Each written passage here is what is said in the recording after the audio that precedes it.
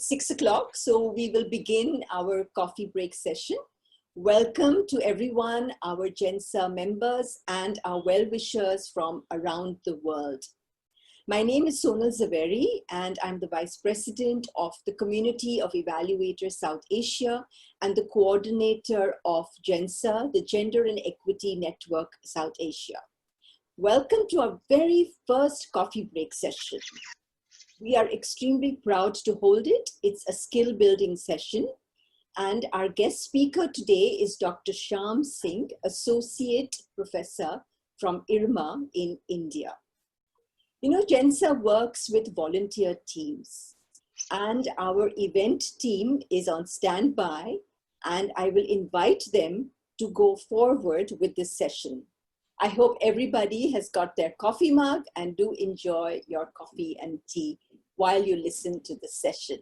Over to you, Alpakshi. Thank you, Sonal.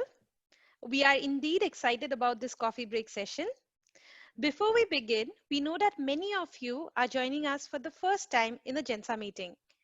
And therefore, I would like to welcome my colleague Bijita to give us a quick glimpse of who we are. Over to you, Bijita. Thanks, Alpakshi. Welcome, everyone.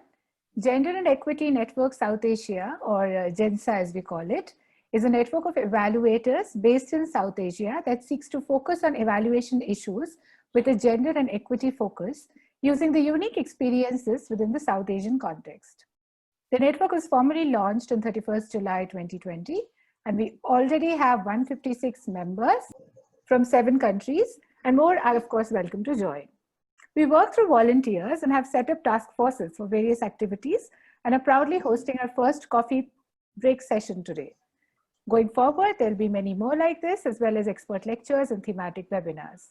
We are looking for volunteers for the various task forces. So in case you're interested, write to us at gensanetwork@gmail.com. Thank you, and I hope you all have your coffee cups and tea and whatever, and are ready to begin the session. Thank you so much, and over to you, Alpakshi.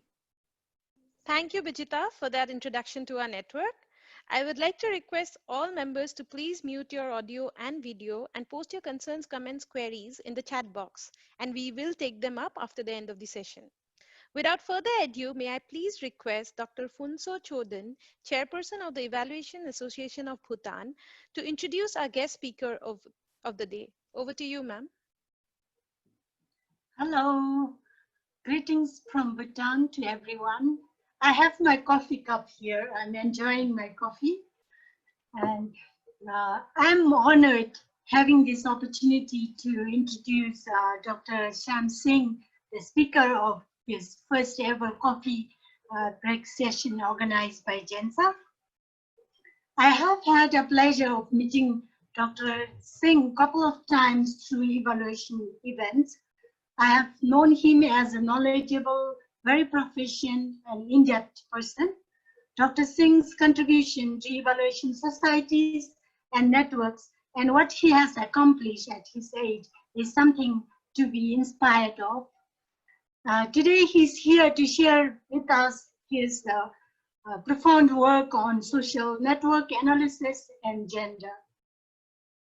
Professionally, Dr. Singh works as an associate professor in social sciences at the Institute of Rural Management, IRMA.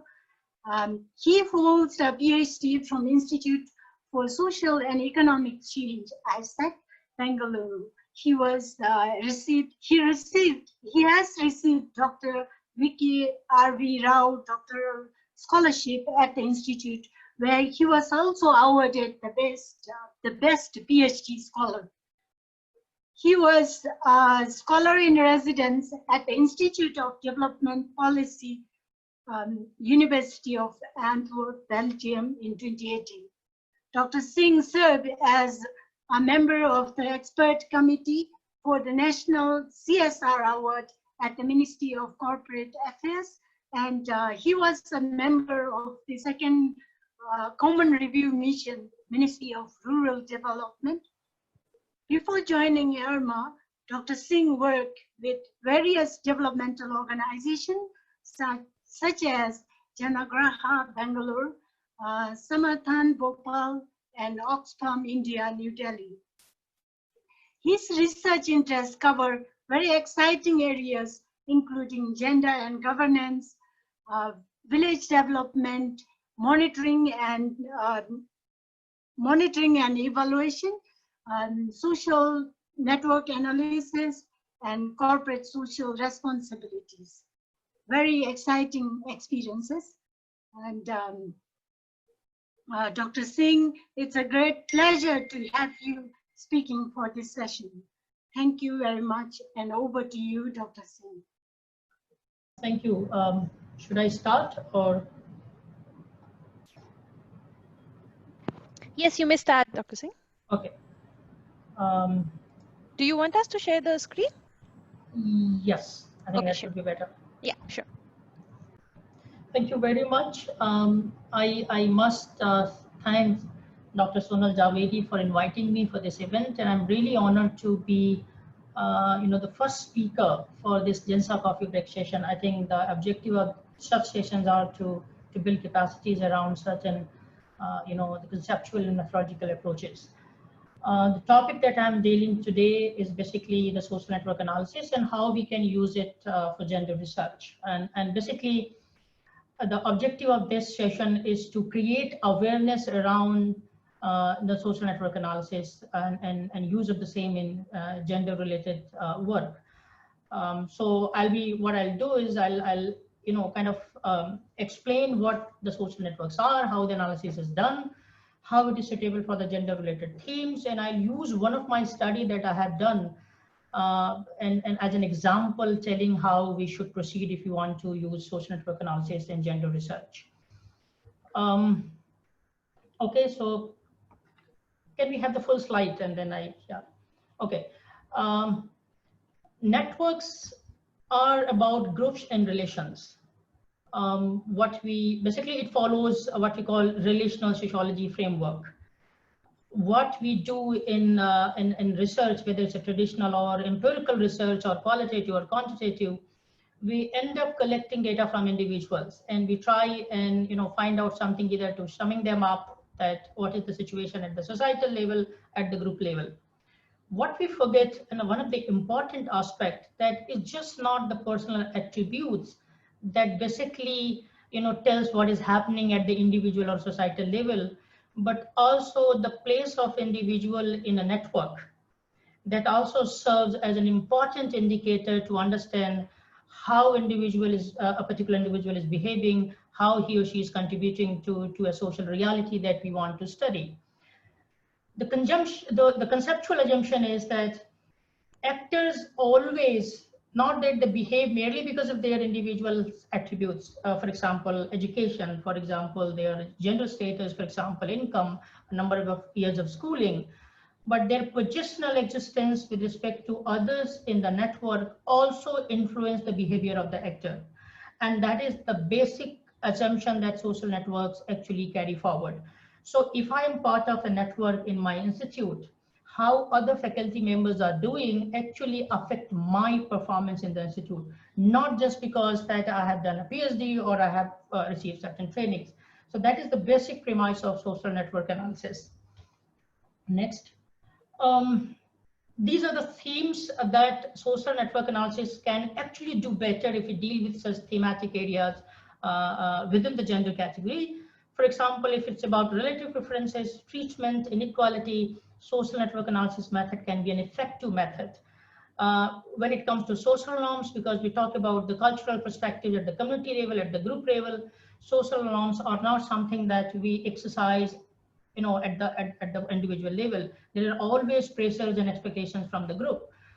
When it comes to the informal women group, where we talk about the social capital, we talk about the cohesion, we talk about the group identity, group work, social network analysis is one of the better method that actually enables us to get insights. When it comes to the formal group, a lot of policy intervention in India actually are focusing on formal groups of women. SSG, joint liability group, cooperatives are these formal groups that we can use social network. And more importantly, any kinds of relation, for example, if we talk about the knowledge sharing relations, information sharing, advice seeking relations or advice seeking networks, these can be better understood by using social network analysis approach. Next. Okay, so what I'm going to do is I'm going to use my study as an example that I have recently carried out, and I'm in position, in phase of trying to write the paper and publishing it. I'll present it as an example, and I will explain how we do social network analysis at every step. What I did as one of the part of my research grant, given by the institute, I studied a dairy cooperative society in Anand district of Gujarat. I'm sure many of you know that these are the dairy cooperative societies that are basically the cause behind the successful story of Amul. The society that I tried studying actually is a 55 years old society, cooperatives. There are 73 years old even cooperatives in Gujarat, started sometime 1940s. So we selected this. We selected a cooperative because we need a group if we want to study gender-related problems from social network perspective. Please remember there has to be a group. It's a formal or informal. Because if we want to collect data from individuals, it will not serve the purpose. For social network analysis, we have to have a group. I'll talk about this bit later. What in this study we did, we tried looking at 5 social ties, means interaction, means behavior, how people interact with others. Information sharing in terms of dairy and in terms of social relations. We also tried looking at how women, are engaged in advice-seeking behavior, how they are participating in conflict resolution social ties, and how they are actually participating in bargaining, because these are dairy cooperative societies. A lot of incentives and bonus are given by Amul, and therefore there are a lot of scope for bargaining also for the better incentives. So these are the 5 ties, social ties, which basically these are relations, we call them ties in social network analysis language. We tried looking at this study. We collected data from 85 members, all active members. Active members means the number of people who are pouring milk in those dairy cooperative societies at the point of time when we collected the data. Now, as I said, it has to be a group. So this was like a full scope cooperative group with 85 members. Out of 85, 68 were men and 17 were women members in that cooperative. We did a primary survey. Please remember, these surveys are quite different from the survey that we do for other studies. Different for the purpose that we ask network relation questions. I'm just giving some example here. So survey modules, we have one fixed module. No matter which survey we are doing, we always ask about the socioeconomic attributes of individuals or household. So here also we asked about the information related to age, gender, education, what is the duration of membership or age of membership in this cooperative, dairy income, non-dairy income, association with other collective action, etc. So these were the kind of information we collected at individual level that we call socioeconomic attributes module. After that, we had module with network question. And here I'm just giving example what kind of question we ask if you want to do social network analysis study. So like we ask, I'm sorry about this, question number 1 and 2. So basically it's just, sequencing is a bit wrong here. With whom among the DCS member do you share information related to dairying or DCS? It's a relation. So with whom you talk to, with whom you share any information if you have anything to say about dairy or dairying. Another question was, with whom among the DCS members do you share your personal and family related information? So these are 2 networks. One individual can participate in different networks. You can have a network in a workplace. You can have a network in the residence. You can have a network in your social media. So one individual can participate in different networks. So here what we tried looking at, member participating in information sharing, particularly for dairy or DCS, dairy cooperative society, and for personal and family related information. So just an example how we ask questions. And below question, you have to give 4 or 5, rows where people can tell names. So, okay, I talk with Miss X, Miss Y, Miss Z, or Mrs. X, Mrs. Y. literature says, and empirical analysis, whatever the studies that have been done, says that usually we don't get more than 5 names, because these networks are quite, based on very intensive interaction in relationship. And these networks have a cost. You cannot maintain big network. Means your best friend could be only few. They can't be many best friends. They can be friends. So there is a cost to maintain a network. So whenever we go for the network study, not more than 5 or maximum 8, the names that come up. So here also we actually went with the 8 rows. And when we ask person X, so person X will tell, okay, these are the people in the village within the DCS membership, my friends, in terms of where I share information about dating or my family or any other related information. Next. Okay, so if you look at how we entry, the data, basically the data entry strategy here. If you look at the first table, this table is as we do for any survey. So this P1, P2 is like person 1, person 2, person 3. You can put name or you can put ID. Okay. IDs are important because you don't want to disclose the name in those research where actually you need to get the individual information. So first table is basically just we do the data entry in any kind of survey. So there are person IDs, and then you have the attributes: age, gender, income, education, and whatever that number of attributes you might have. This is a one Excel sheet that we do. The second table is very important. That's called network matrix. It has to be done if we want to do network analysis. So basically what we do, in rows we have P1, P2, P3, P4, P5. And number, it can go up to, for in my case it was 85 rows. It can go up to 100, 200, 300, etc. The similar number of columns have to be created with similar IDs. So if you look at in the column also, it says P1, P2, P3, P4, P5, N. What we do, so suppose we have asked one question: who do you share information about the dating? P1 tells I share with P3, P4, P6. So what we do, in row there's a P1, and then in column in front of those who I share information write 1, otherwise all 0. Okay, it's called binary relation, 0 or 1. Whether I have a relation of information sharing or I don't. So that way, now P1 cannot share information with P1 itself. Therefore, there's a a kind of a red block. So it's a block. No value can be entered here.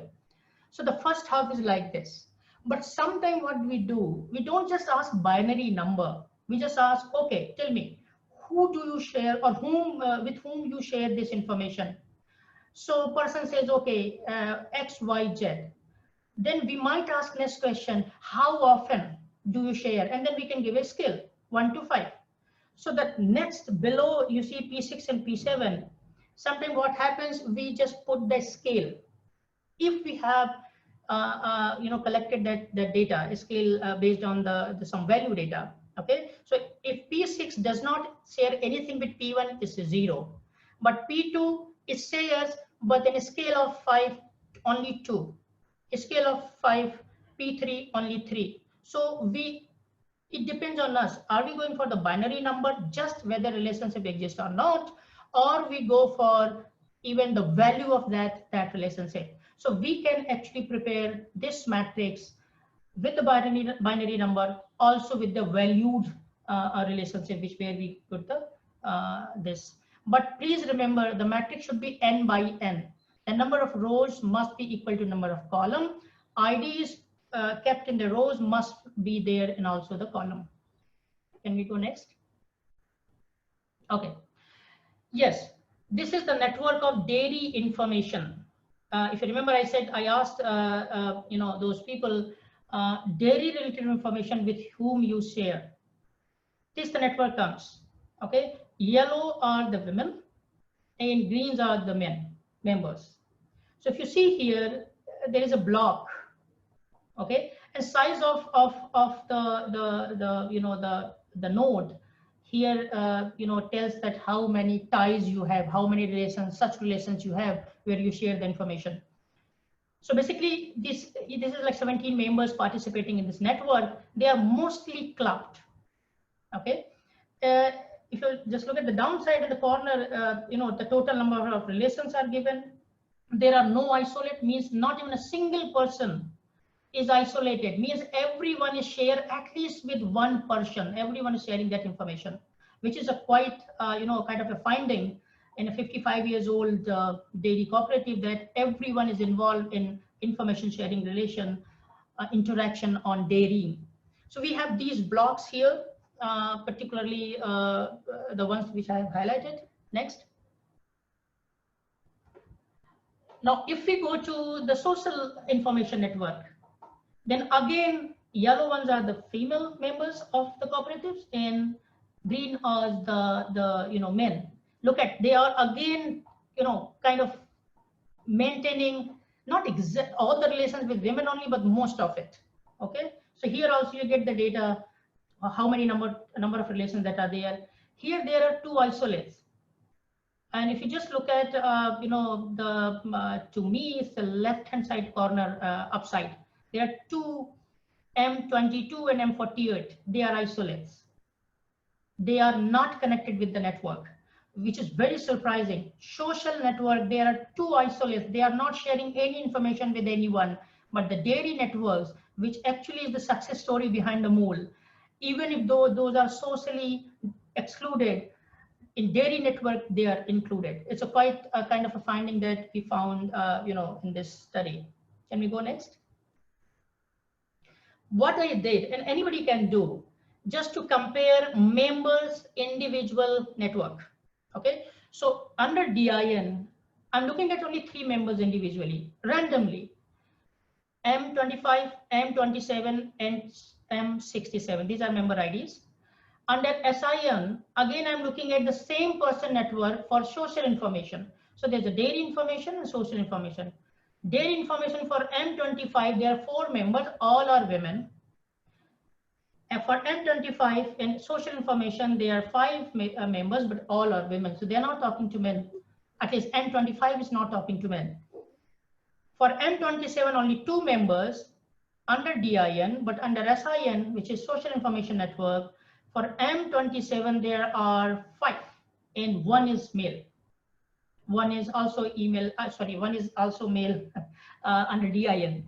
So suddenly M27 under SIN is quite extensive here, the network.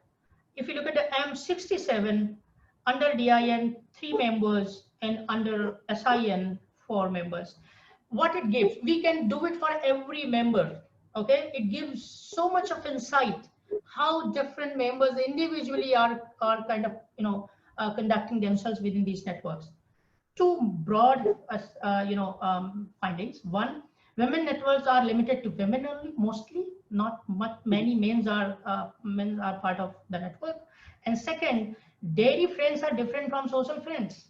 So if you take anyone, so for example, take M25.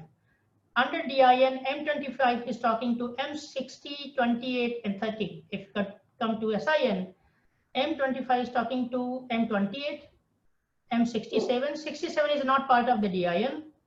66 is not part of the DIN. And M8 is not part of the DIN. So basically, they are maintaining 2 different networks. One is the dairy information network, another is the social information network.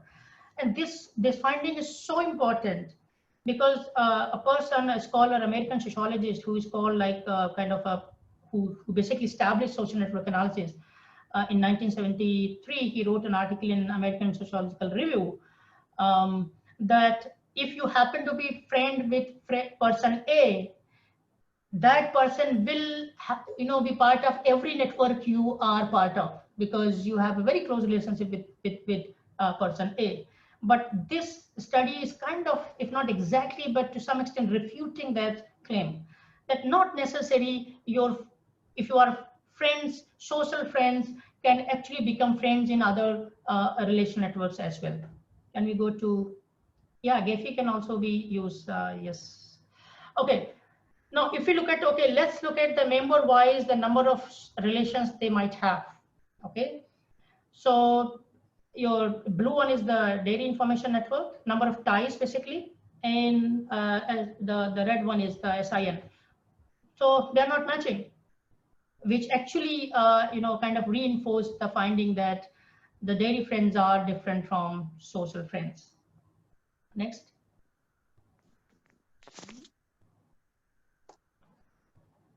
Can we go next?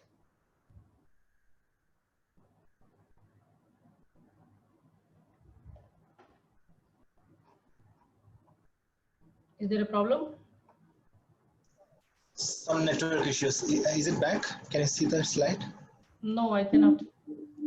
We can see the slide, Srijit, but it's not moving. Can you reshare? Yeah.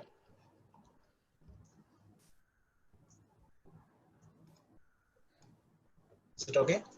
Yeah. Can you Yeah. move to the next slide?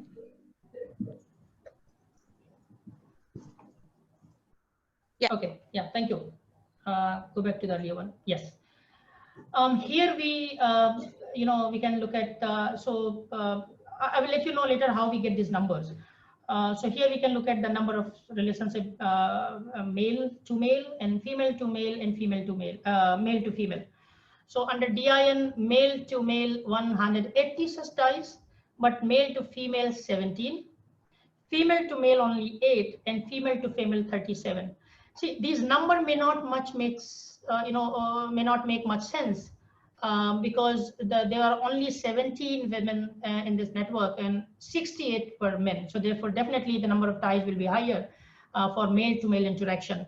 But if you look at the density, I think the real picture is here. The density here means male to male is 0.4, which means 4% only, 0.04.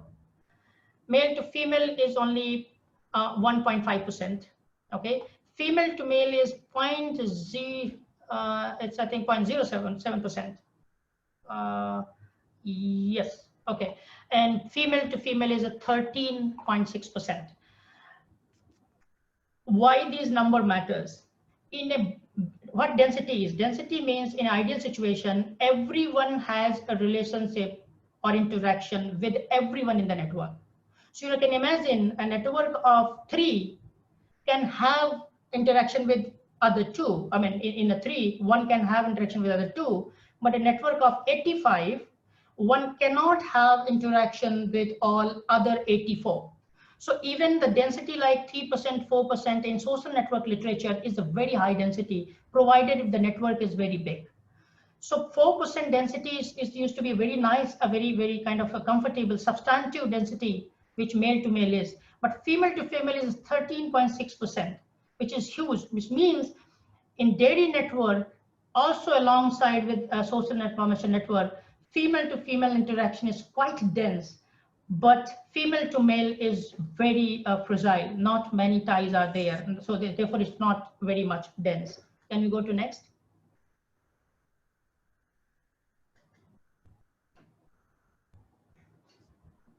I think it's stuck again. Okay. This was conflict resolution ties. Just look at here. These are isolates, the DM1, DM4, DM7 left-hand side of mine. If I see, they are not participating in conflict resolution ties. The conflict resolution was, I actually asked if there is a conflict regarding the DCS matter, cooperative matter, who you go and seek help from. So can you just go further because there'll be a couple. Yes, go ahead, yeah. If you look at these are all men, green. Okay, no women is found in the center where people go and seek help from, which means basically in villages people go and seek help from those people who have some kinds of a reputation in terms of solving conflict and participating in inter-community relations. So if you look at here, all men, women are in periphery. That's in fact, that was a kind of a shocking revelation for DCET itself when I shared these results with the cooperative, that how women, though they are very active in information sharing, but when it comes to the conflict resolution, they are in basically, the periphery, central positions are occupied by men. Can we go to next? Bargaining ties. Actually looked at, since there is a lot of Amul basically that is why it is successful. It gives a lot of incentive to its farmers, though it's a very big company. But farmers, which means the members of the cooperative, they get incentivized. Other than the price that they are paid, they also get annual bonus. They get other bonus, incentive from Amul. So where then there are a lot of incentive, there are bargaining relationship because people want to maximize their benefits. If you look at the bargaining ties, I was not able to put the isolates here, but there are many because they were exceeding the size of this slide. So I just removed them. There were like 48 around or 41 around isolates. So that not everybody is participating in bargaining, but those who are participating in bargaining, there are only 2 women, and that too in a periphery, all men. So it means out of 17, only 2 members are somewhat part of some bargaining network, but they also not in central conditions. Central positions are being taken by the DCS leadership, DZBC, DZB1, and DS, etc. Can you go to next? Okay. So this was the work. I just presented briefly because it's huge work. A lot of other things are done using this. You can look at, basically there are 2 types of basic concept that we can analyze, analytical concept. One is at the whole network measures. So we look at the number of ties, we look at the size of the network, are there isolates? We look at very important part, reciprocity. That how, if you share information with person A, does A reverse back to you with some new information or not? So that's called reciprocity. And reciprocity basically indicate cohesion in the network, how cohesive, how much social capital is there in the network. The reciprocity tells you. Density, which we just talked about a bit, it talks about the density. So I looked at between men and women. One can look at even among women, depends on the age, depends on income, it depends on the the member of the age of membership. So one can also look at the intra-group density. There are actor level measures. Here I just looked at the degree centrality. If you look at the figure, the picture where there was a circle and both the networks ties. But we can also look at the betweenness centrality and closeness centrality. Betweenness centrality is that how often I fall on the route of 2 people and they don't have direct relationship. So person A wants to go to person B, and if I'm C in between, they have to go through me, which means either I can be intermediary in terms of I can extract benefits, rent seeker, or I can facilitate, depends on how I want to perform. So this is a very nice measure to tell that who are in the powerful position where they can extract some rent. Another level is, which I have did it in my study, but not here because of the time, closeness centrality. How many women or men are closer to everybody? So basically they are used as a messenger. So for example, gossip is spread very quickly. But if there is you don't need any person who has a higher closeness centrality. But if there's a very kind of information that give benefit to people, people try and block it. Okay, because it gives benefit. So less number of people know, more the benefit they can draw. So the closeness centrality basically is computed to know how close a women or men member in a network is with others. So these are the basic analytical concept that we try and look at. There are multiple at the group level. We look at the cliques, all those things. Last slide. Few essential things to remember when we do social network analysis. There has to be a network.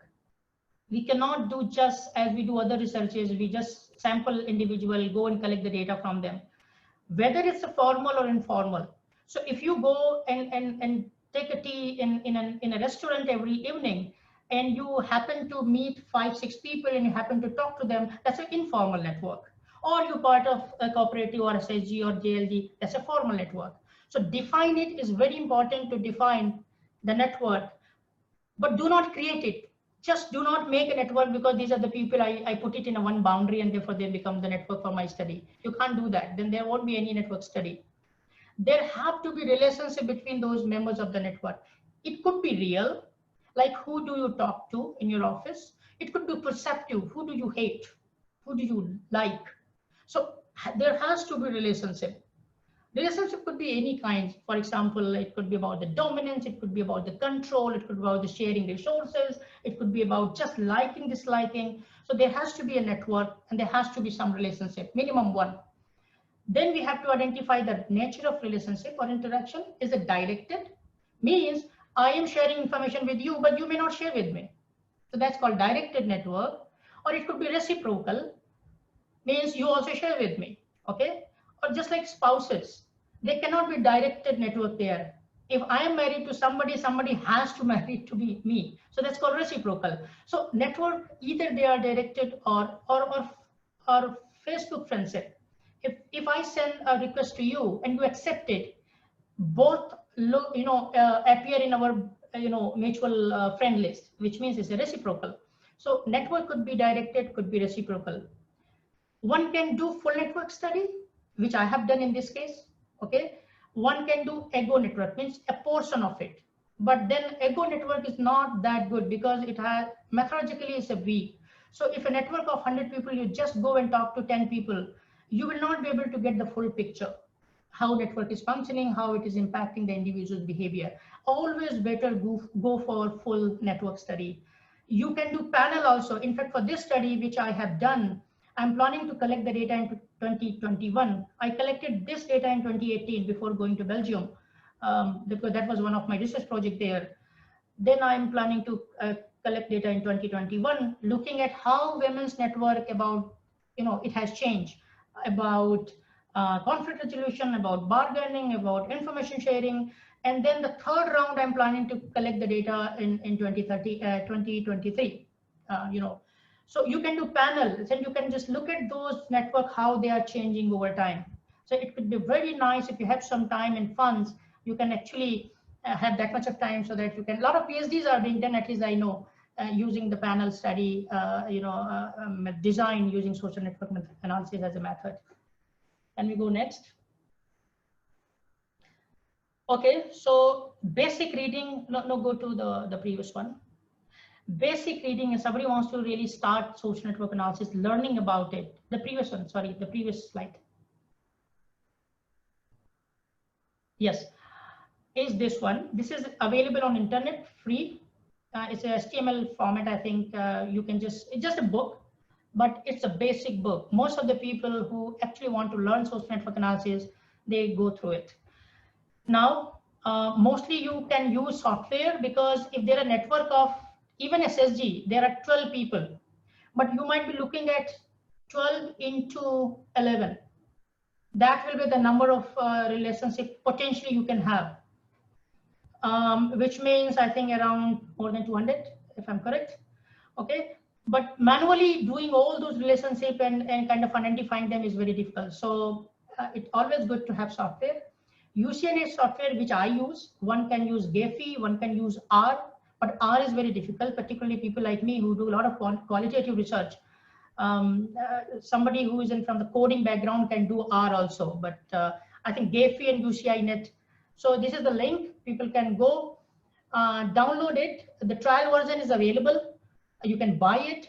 Most of the time, even trial version also works. So if you don't have much kind of large data set, trial version probably can help you to get the analysis done. And last slide is, I'm just suggesting some readings where people have used social network analysis and then they have published these papers. Unfortunately, I was searching a journal called Social Network. There's a dedicated journal, very, very authentic journal, very highly ranked. But when I searched gender studies within that, I got just very few articles, I think 9 or 10. So that means at least Social Network is not publishing on gender, which means not much of work has been done on gender themes using social network analysis. So these are some of the studies. One can go visit the journal and just go through it, how people have done it. Thank you very much. I had that much to share. I know that this is a broad and very big research, very extensive research design. We need hours to discuss how we do it. Idea of this session was to just create some awareness with respect to use of social network analysis for gender studies. So I hope that I was able to do that, but I'll be really available. I mean, if any question now or later on, so if someone wants to have help from me, I can do within my limited capacities. Thank you very much.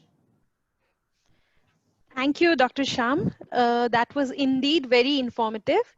We would now like to take your comments and queries. May I request my colleague Kriti to take us through the questions? Kriti, over to you. So the first set of questions are related to the dairy study. Yeah. They are, why are women samples very small? Did you also look at the level of trust among men and women? Did we consider caste identities while analyzing these associations? And in the same chart, can we have more than one question, or do we need to have a separate chart for that? Okay. Should I answer? Yes, please. Okay, so it's small because of the design itself, because of the social configuration. I think when it comes to the membership of such cooperatives where there's a lot of exposure, mostly men happen to be the members. I actually took in my sample, there's no sample. Actually, I collected data from whole network. That is why I was saying that it's better to go for the whole network, not for the ego network. Ego network is where you just do some sampling and collect data from few individuals. So here, 68 male and 17 female, it's a full network. So active member means those who pour milk at that point of time, which means it makes a full network. So numbers of women members very small, simply because that's how the society is. That's how the the DCS. In fact, that one point when I shared this study with the DCS was to increase and promote women members. In fact, if you some of you might be knowing that National Dairy Plan, which NDDB has been implementing from the help of World Bank, they have a mandate of creating women-only DCS, which means only women can be the members. So their target was 33% such DCS, but Dairy Cooperative Society, but now it's 50%. I think it will take some time to really, to get that impact, how it is happening. But traditionally, that's how these DCS are. Yes, okay, in terms of trust with men, yes, I looked at the structural cohesion. I didn't basically, provided that data here because otherwise it would have been like 100 slides. So I looked at reciprocity, I looked at centralization, I looked at isolates. Put together, all these indicators tell you the trust, intra and intergroup trust. So I was just looking at the density and I showed that data here. I don't think it needs further clarification because I also did kind of in-depth interviews with them other than the survey. They feel comfortable when it comes to any interaction with female. Okay, very few women member actually interact with the male, whether male members or male counterparts, because that's how the social norms are. That's how the social structures are. So trust is very weak. Cohesion is not that much away, is there between male and female. But if you look at among themselves, intra-network, intra-group, those networks are very cohesive. And that is why I was saying the Amul has been a successful model, because success is not only about gaining profit. Basically, success is rooted in these relations. How a woman or even men, for that matter, they are excluded in social network, but when it comes to dairy network, they are very much included in participating in those information networks, etc. So yes, intergroup trust is weak, but intergroup trust is weak, but intragroup trust is very high among themselves. Caste, I have not, because this I have not looked at it, is simply because this village was dominated by a caste called Parmar. 95% of household actually are Parmar. So I have one more, another village data, which is actually multi-caste. So actually I'm comparing in my study. So again, that would have been another kind of presentation where I'm comparing between the caste and multi-caste and same caste. So here the caste indicator wasn't there. In sample also, there was only two non-Parmar members. All of them are Parmar, so I didn't look at the caste. Last one is more than one question, definitely. You can have, here I had eight network questions. I just showed you two, just for the example's sake, but we can have as many as possible. But please remember, always go for fewer. Even one network question will give you enough data to handle. Just imagine one network question and you have n by n matrix. And then you can actually look at the reciprocity, density, centrality. So you have enough data available for you to actually interpret. So you can go for multiple questions, but then you need to really have that much of capacity to for integration and analyzing and looking at the, the inter-network relations, etc. Thank you. So the next question is, how do you deal with personal information you receive in relation to security and protection? Okay, so I mean, one tool is that we take in-house ethics committee approval. That is, I think, probably now it is becoming kind of a standard norm for everywhere if you do a research, and that's where we actually come up with these kinds of measures.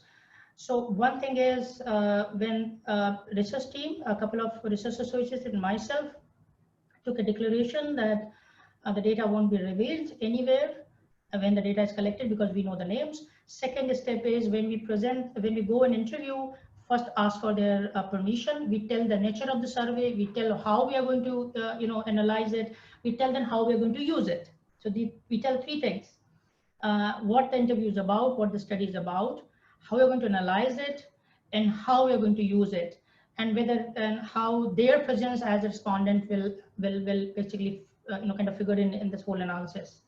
Then we do that, and when we present or publish, we hide the identity. So we give the ID number instead of member's name. So these are the things that we take care of in studies like this. Yes, but definitely I have the numbers, but that of course, the personal ethics, other than the your approval from ethics committee that you get, the personal ethics also matter. So yes, I do have those names, but I'm under oath in the sense when I submitted the report to ethics committee that I cannot disclose that unless it is shot by the respondent herself or himself.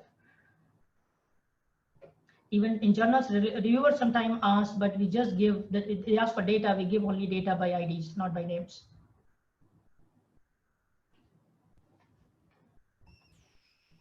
Yeah, thank you.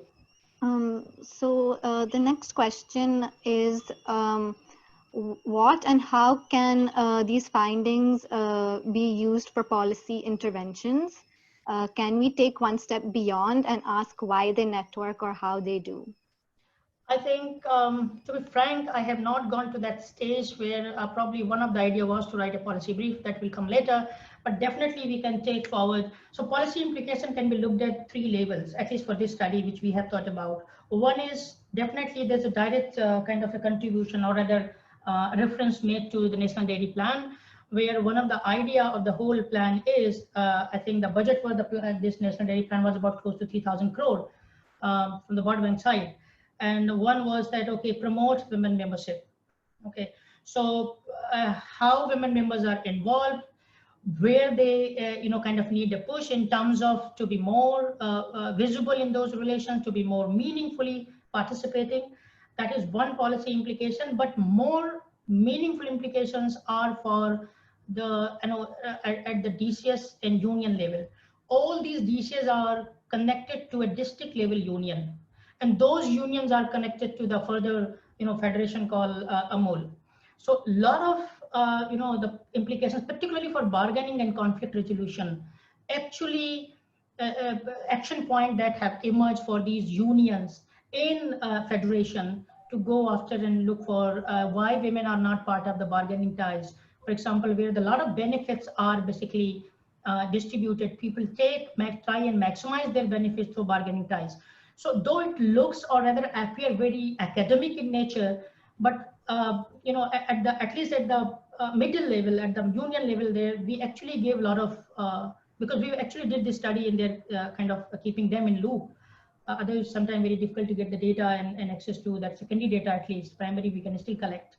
So we provided those kind of action points to union level. So not much of it the national level, but definitely the state and the union level, there are a lot of policy implications, messaging that can be done and which we are doing in this study.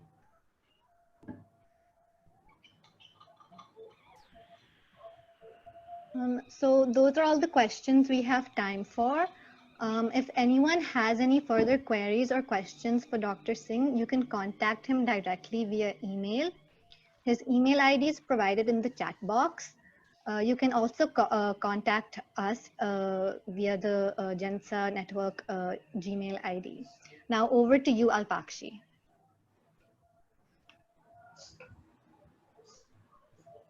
Thank you, Kriti, and thank you, Dr. Singh, for that, for all the queries. I am sure everyone had a great time and will have more questions. We look forward to hearing from you. Now, can we have a quick poll to know your feedback on the session?